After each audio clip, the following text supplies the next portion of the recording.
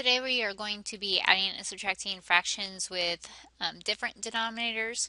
So always remember that when we add and subtract fractions, we always need to have a common denominator. So we need to get that before we can actually solve anything.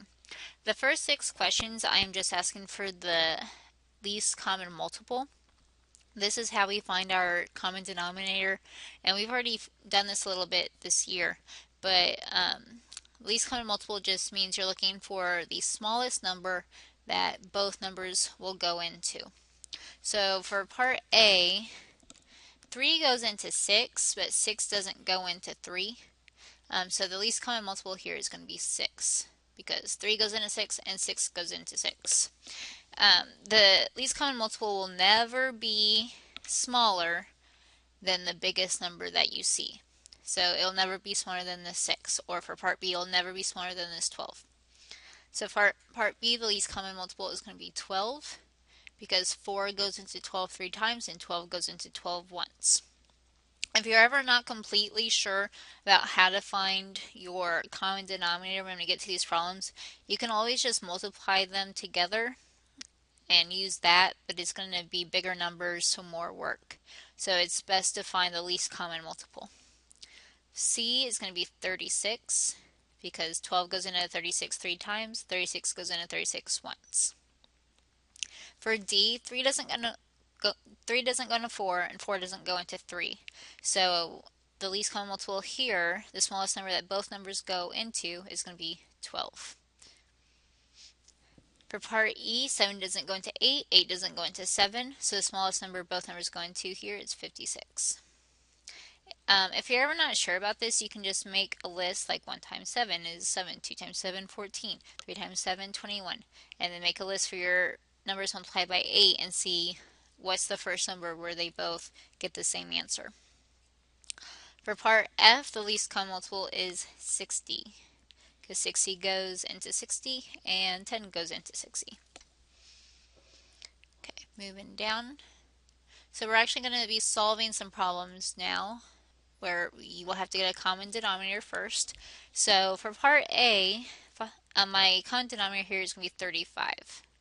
So I'm going to put a 35 here just to remind me that that's my common denominator. So my first fraction, 4/5, I need to think, what do I multiply 4/5 by to get 35? And that's 7. So multiply the numerator and denominator by 7.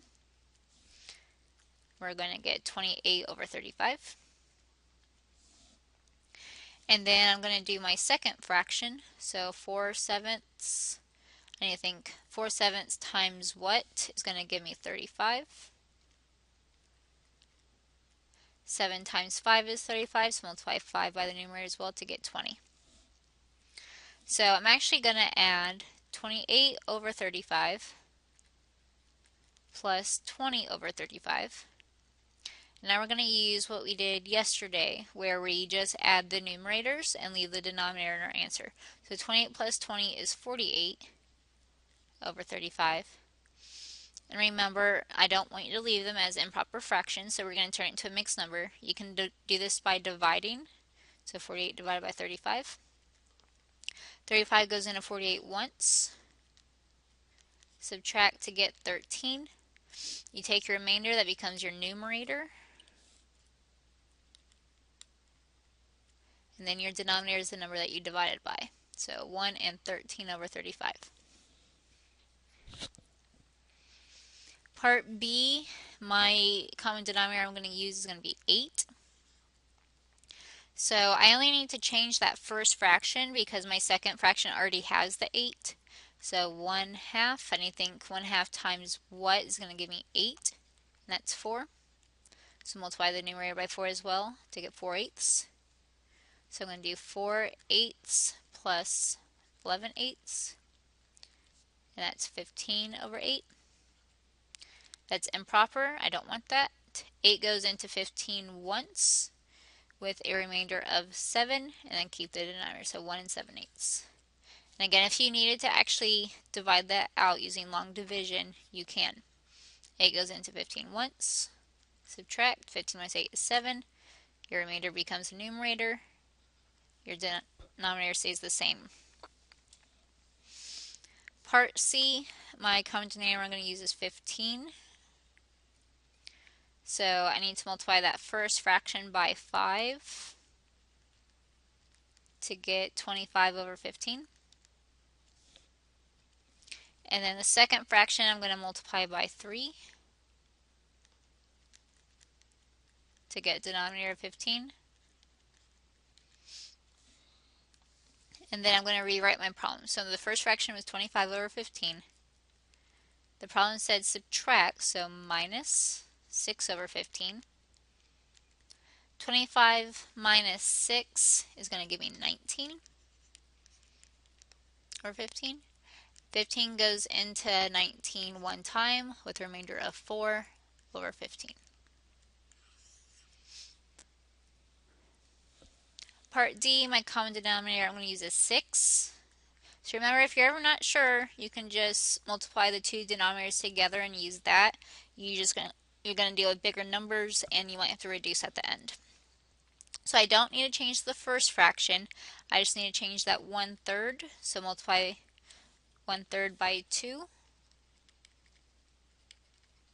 to get 2 over 6. And then rewrite the problem. That first fraction stayed the same. It was subtraction. And then 1/3 became 2/6. 7 minus 2 is 5. Can't reduce that, so it's 5/6. Part E, I first need both of these to be fractions, so I'm going to turn this into 2 over 1. My common denominator I'm going to use here is going to be 6. So I don't need to change the second fraction, just the first one. So multiply the first fraction by 6 to get 12 over 6. Then rewrite the problem. So the first fraction became 12 over 6. It was subtraction. The second fraction stayed the same. 12 minus 1 is 11 over 6. 6 goes into 11 once with a remainder of 5 over 6. Part F, we have some negatives. I want you to turn these into improper fractions first. Some people didn't do that yesterday and you struggled. So always make sure you're turning them into improper fractions first. 8 times 1 is 8, plus 7 is 15, so negative 15 over 8. Plus negative 2 times 3 is 6, plus 1 is 7 over 2. I'm going to use the common denominator 8. So my first fraction isn't going to change. I just need to multiply that second fraction by 4 to get my denominator of 8. So that's negative 28 over 8. So rewrite the problem. The first fraction didn't change because it already had that denominator. Plus negative 28 over 8. Okay, these are the same sign, so we add and keep. 15 plus 28 is 43, so negative 43 over 8. 8 goes into 43 5 times, and 8 times 5 is 40, so 43 minus 40 gives me a remainder of 3 over 8, and then just stick that negative in front of your answer, so negative 5 and 3/8. So make sure you always have a common denominator. Make sure that if you have mixed numbers, you turn them into improper fractions, then solve it. Make sure if your answer ends up being an improper fraction, turn it back into a mixed number. And if you need help turning that into a mixed number, just divide like what I showed you with parts A and B. If you have any questions, please let me know.